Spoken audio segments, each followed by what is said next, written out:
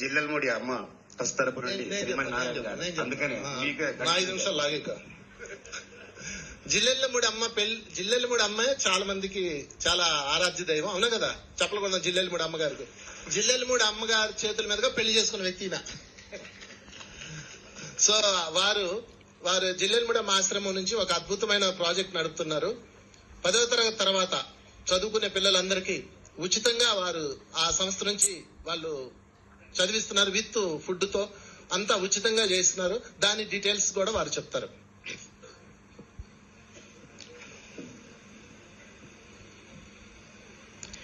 జయ హో మాతా శ్రీ అనసూయ రాజరాజేశ్వరి శ్రీ పరాత్పరి. జయ హో మాతా శ్రీ అనసూయ రాజరాజేశ్వరి శ్రీ పరాత్పరి. జయ హో మాతా శ్రీ అనసూయ రాజరాజేశ్వరి శ్రీ పరాత్పరి.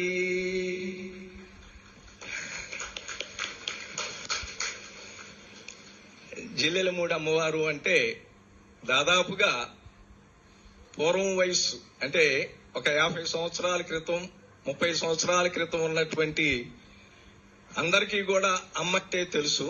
అయితే ఇప్పుడు కొత్త జనరేషన్ వస్తుంది కాబట్టి ఎవరినైతే మనం ఒక గురువుగా మహర్షిగా ఆరాధ్య దేవుడుగా భావన చేస్తూ ఈ భారతదేశం మొత్తం గౌరవింపబడేటువంటి వ్యక్తిగా ఆరాధిస్తూ ఉన్నామో ఆ బ్రహ్మర్షి పత్రిజీ గారు జిల్లెలమూడి అమ్మవారిని దర్శించుకోవటం జరిగింది. వారి పత్రికలో కూడా ఒక నెల మొత్తం కూడా అమ్మ గురించే వ్రాసుకున్నారు. ఈ రోజు కూడా ఇక్కడ జరిగేటువంటి మన ప్రభాకర్ గారు ఏర్పాటు చేసినటువంటి అన్నపూర్ణాలయం అమ్మగారి యొక్క ఫోటో కూడా పెట్టారు. 1958 ఆగస్టు 15 నాడు అమ్మ జిల్లెలమూడి అనేటువంటి ఒక చిన్న కుగ్రామంలో వచ్చిన వారందరికీ కూడా భోజనం పెడతాం అనేటువంటిది అక్కడ ప్రారంభం చేయటం జరిగిందండి. ఆ రోజు నుంచి ఈ రోజు వరకు 67 సంవత్సరాలు ఒక్కరోజు కాదు, ఒక్క పూట కూడా ఆగకుండా వచ్చిన అందరికీ కూడా అమ్మ అన్నప్రసాద వితరణ జరుగుతూ ఉంది. అమ్మగారికి 50 సంవత్సరాలు వచ్చినటువంటి సందర్భంలో కమిటీ సభ్యులందరూ వెళ్లి, అమ్మ మీకు స్వర్ణోత్సవం చేస్తాము, ఏదైనా ఒక చిన్న కోరిక కోరుకోండి అని చెప్పని అడిగితే అమ్మ చాలా ఒక చక్కటి మాట అంటారు, నాకు కమిటీ మెంబర్స్ కాదురా కమిటెడ్ మెంబర్స్ కావాలరా అంటారు. ఇవాళ ఆ కమిట్మెంట్ ఉండబట్టి ఇంత చక్కగా ఇన్ని కార్యక్రమాలు పత్రిజీ గారి ద్వారా జరుగుతూ ఉన్నాయి. అడిగితే అమ్మ అంటారండి, నాకేం కోరికలు ఉంటాయి నాన్న అంటే, కాదమ్మా అంటాను పట్టుబడతారు. సరే నాన్న అని చెప్పి ఒకేసారి 1,00,000 మంది భోజనం చేస్తే చూడాలని ఉంది నాన్న అని కోరుతుంది. ఎక్కడ సాధ్యం అండి? ఇవాళ 10,000 మందికి భోజనం పెట్టాలంటే ప్రభాకర్ గారు ఎన్ని నెలల నుంచి కష్టపడుతూ ఉన్నారో పాపం. ఒకే రోజు కాదండి, ఒకేసారి ఏకపంక్తి. అమ్మని అడిగారు, అమ్మ అన్నపూర్ణాలయాన్ని స్థాపించారు కదా, ఎవరికి భోజనం పెట్టాలని అడిగితే డ్రెస్సు అడ్రస్ తో పని లేదు నాన్న, ఆకలే అర్హతరా అంది. ఆ 1,00,000 మంది భోజనం యొక్క కార్యక్రమం అమ్మవారి యొక్క దివ్య శక్తితో ఆ రోజు 1,25,000 మంది వచ్చారండి జిల్లెలమూడి మహాపుణ్యక్షేత్రానికి. ఇప్పటి వరకు అమ్మ స్థాపించినటువంటి ఆ అన్నపూర్ణ ఆలయంలో వందల వేల లక్షల కోట్ల మంది భోంచేసినటువంటి మహాపుణ్యక్షేత్రం జిల్లెలమూడి. ఇప్పుడు మన ప్రభాకర్ గారు 25 ఆవులతో గోశాల పెడితే ఇంత చక్కగా అభివృద్ధి అవుతుంది అనేటువంటి విషయాన్ని మనకు తెలియపరిస్తే అక్కడ మాతృశ్రీ గోశాల అని చెప్పి 54 ఆవులతో విరాజిల్లుతాందండి అక్కడ మాతృశ్రీ గోశాల. అటువంటి పుణ్యక్షేత్రంలో ఒక చిన్న సంకల్పం చేసుకోవటం జరిగింది.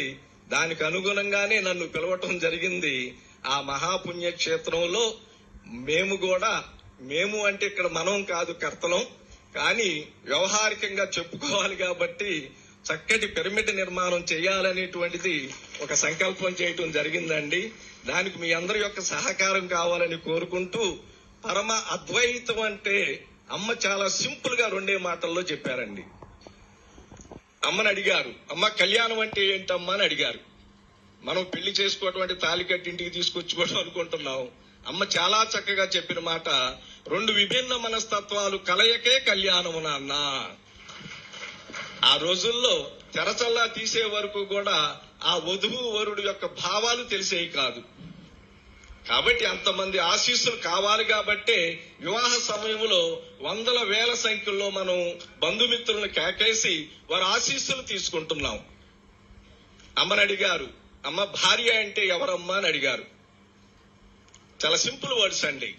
భావం తెలుసుకుని ప్రవర్తించేది భార్య నాన్న. భావం తెలుసుకుని ప్రవర్తించేది భార్య. మరి భర్త అంటే అమ్మ, బాధ్యత తీసుకుని ప్రవర్తించేవాడు భర్త నాన్న. కాబట్టి భావం తెలుసుకుని భార్య, బాధ్యత తీసుకుని భర్త కనుక ప్రవర్తిస్తే ఆ కుటుంబం స్వర్గధామం అవుతుందిరా అని చెప్పింది.